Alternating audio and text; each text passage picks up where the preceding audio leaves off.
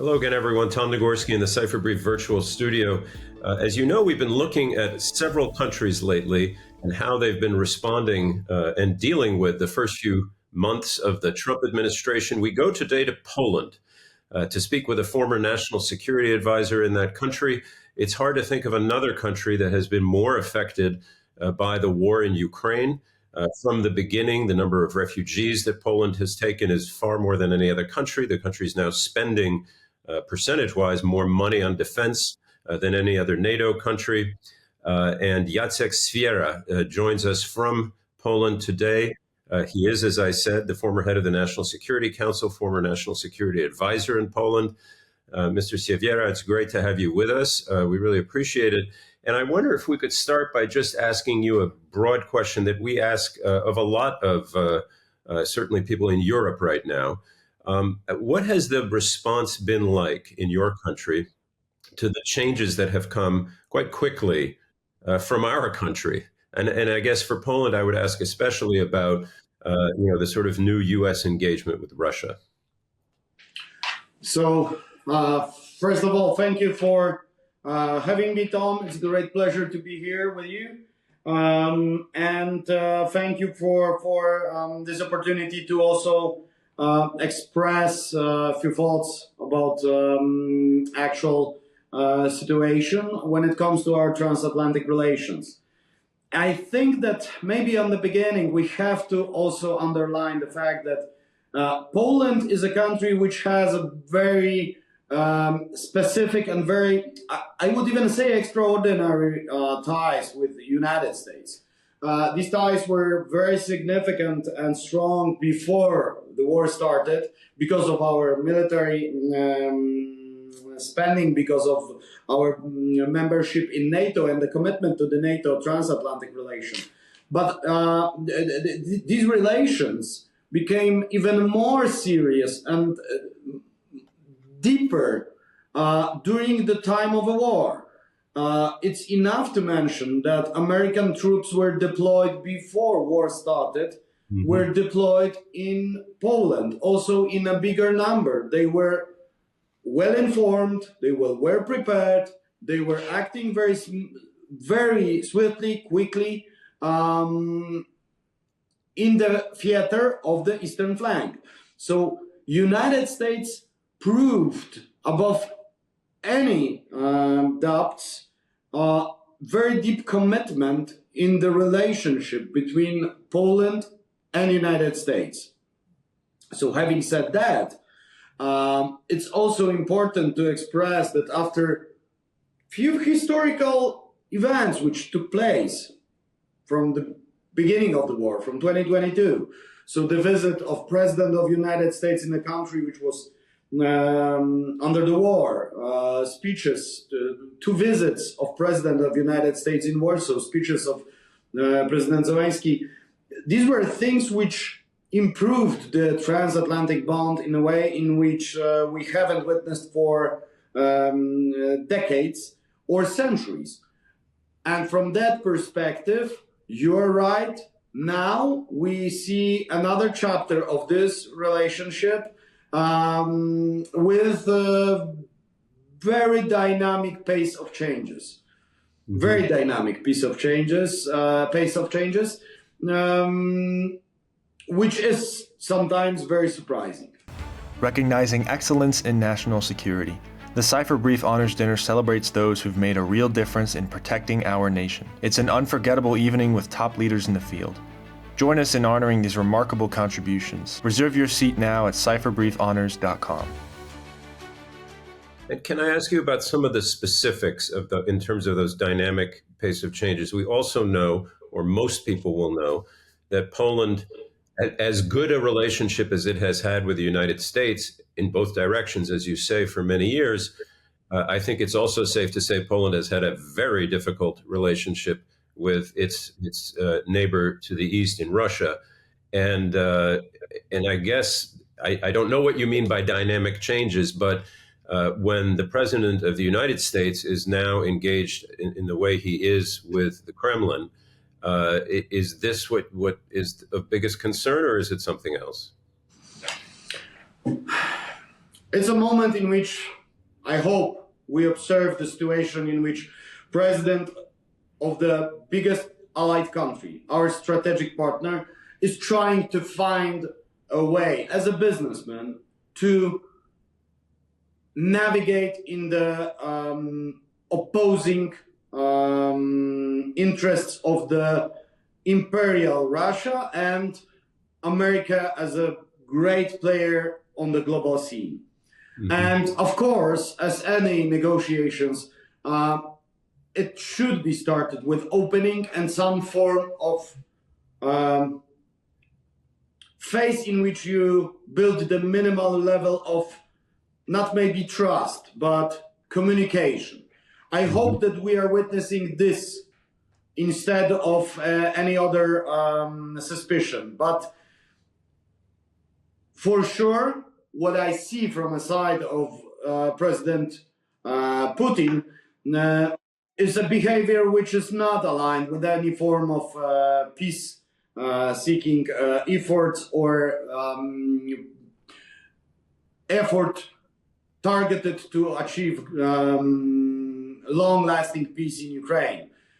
It's much more about outplaying and prolonging the conflict as long as it's possible to just strengthen the position of Russia in this prolonged war, because this plays in favor and in the advantage of Russian side. Yeah, and in terms of the American position, I mean, it's hard to know sometimes, but we do know that the U.S. voted with Russia, with Belarus, with just a few other countries at the United Nations against calling Russia's actions in Ukraine an aggression, right? And the president has criticized President Zelensky. And it seems also that these talks are, well, it's quite clear they are not just about Ukraine now. They are also about a broader U.S. engagement, commercial engagement with Russia. And I guess for Poland right now, how much of a worry is that? So many of those aspects which you mentioned about may concern us and are concerning. But at the end of the day, we see also that after 3 months, Europe has the biggest investments in their defense spending. At the end of the day, and this day hasn't even ended, what was unachievable for us when President Duda announced 3% of GDP spending 2 years ago, many of the actors on the scene, particularly in Europe, were saying that it's impossible. We are not even reaching among our allies 2%. Now, it was during the war. Now, this has changed. And the statement which I read recently that President Donald Trump done for the European defense more than anyone is partially true, because he forced Europeans to spend the money on the weapons. The question is if it's not too late. On the other hand, of course, the situations which you mentioned about are concerning. And from Polish perspective, we believe that a huge level of cautiousness is necessary when it comes to any form of deals, agreements, or even statements of mutual understanding when it comes to Russia. Because they don't see peace and democratic rules as an unchangeable value of our world. Mm-hmm. And let's come to the Polish response. You mentioned the defense spending across Europe that has really, as you say, been such a surprise. I saw a headline recently, which it was a story about Poland's spending, building up the army and so forth. And it said, the headline was, Poland gears up for war. Now, is that, I mean, describe, if you would, we're sitting here in the United States. Is it like that in terms of a national feeling, or is this just a reflection of military spending and life goes on? To what extent has the mood changed in your country? So this mood hasn't changed much since the beginning of war. Now it's just getting more tangible and more precise when it comes to the level of commitment which we already taken. From our perspective, defense spending, which was crafted by our government and the president at the level of 3%, 3.7, and now 4.7, with a projection that we can exceed even the level of 5% in upcoming years. This is something what we perceive not as a preparedness for war. We perceive it, and we want to create the message for the perception of our neighbors that we will be ready for any form of confrontation, but we want to avoid it. As far as we invest in our defense, we believe that we are taking every necessary step to avoid the war. And that's the case, that's the reason, that's the justification, that's the purpose of our efforts, particularly when it comes to defense. But in my case, the biggest focus is, of course, centered and aligned with the investments and development of the technologies which are dedicated for survival of the human resources. Because what we see from the war in Ukraine, from the way how civilian population is treated, from the problems which they have with human resources on the front line, 40 million country in a longer conflict will always struggle to be victorious with the imperial neighbor which Russia is. If we won't focus on a technology which will improve the protection and survival of the human resources on the front line, we will, at the end of the day, in a prolonged conflict which Russia prefers, have a huge problem with taking the advantage and appropriate deterrence before this war will start.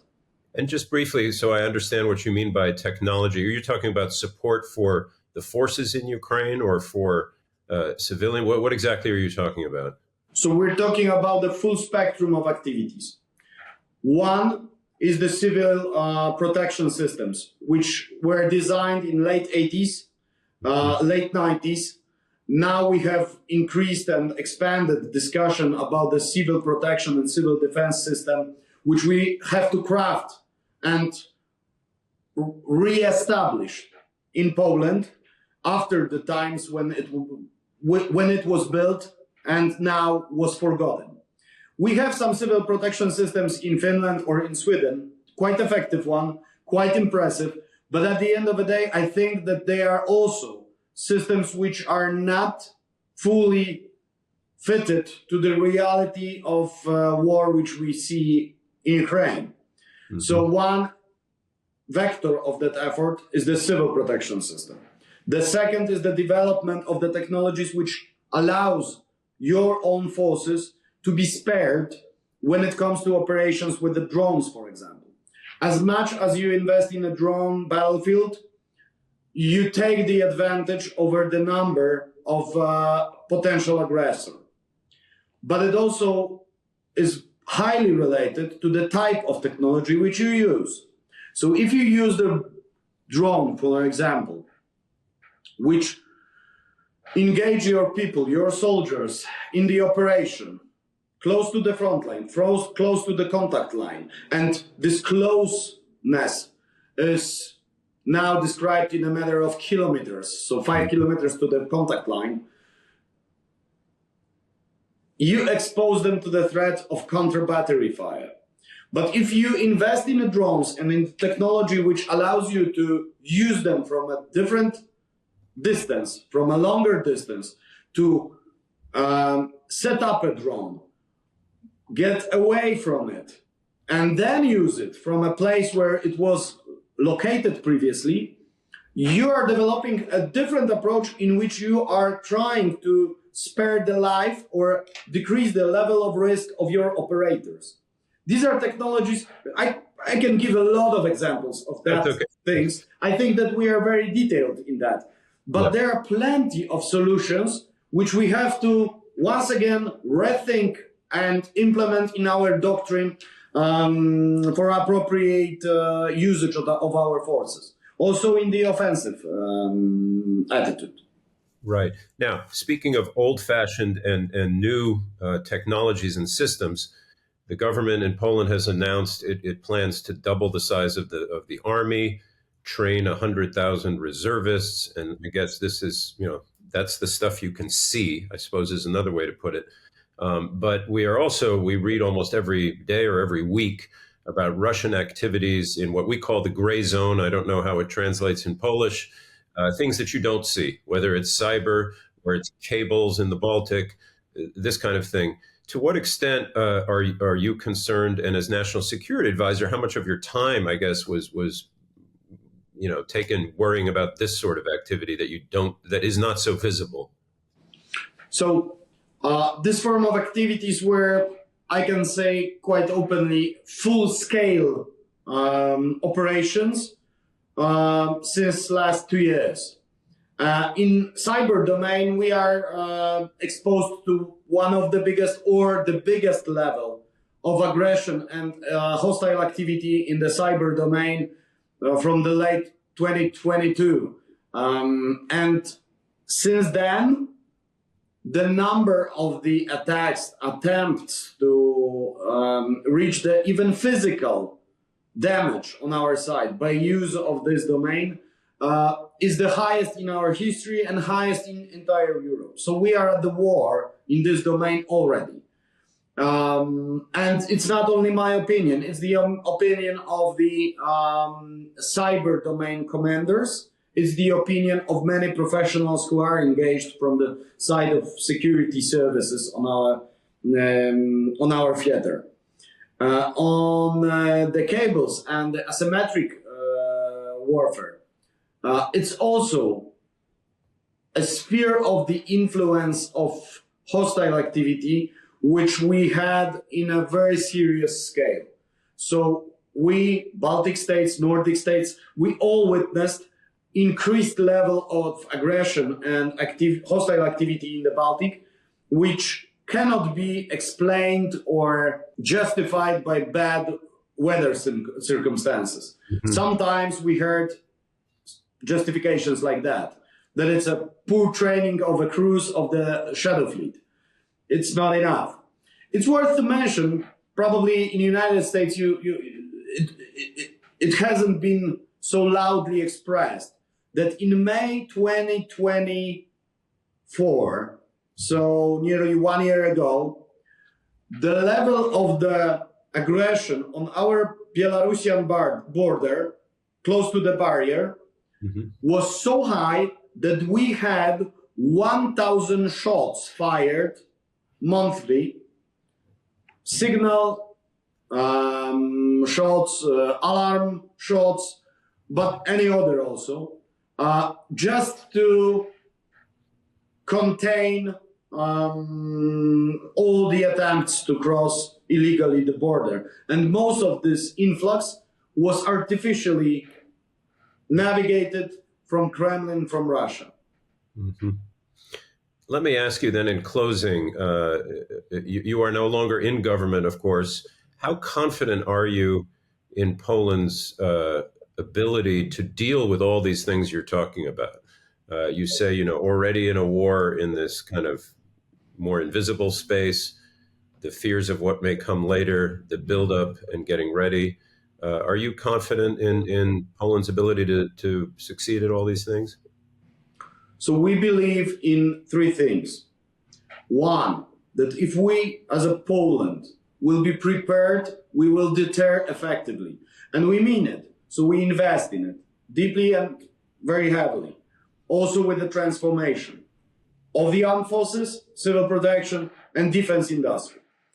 In this third part, we also believe in a cooperation with the United States, still as a strategic ally.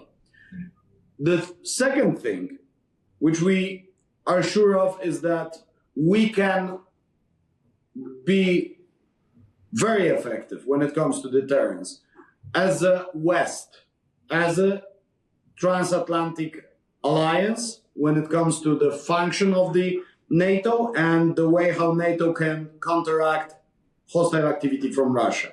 And the third thing, we believe that Europe has to understand as a whole that if we expanded our wealth, we expanded our borders, we expanded by Schengen zone, we expanded our industries and markets by attaching new members of the European Union, we also have to be aware that European Union has to rethink how we expand the responsibility of defense over the entire Europe. And Europe has to grow up, stand up to the challenge, which is now posed by Russian side, which is posed by Kremlin and their imperialism. And I think that so far Europe took some interesting and very promising steps towards that. No matter what the intention of our strategic ally is. Yeah. Jacek Siewiera, former National Security Advisor of Poland, joining us today from Gdańsk. We really, really appreciate your time. We wish you well. We wish the country well. Thanks again. Thank you very much, Tom. It was a pleasure. See you.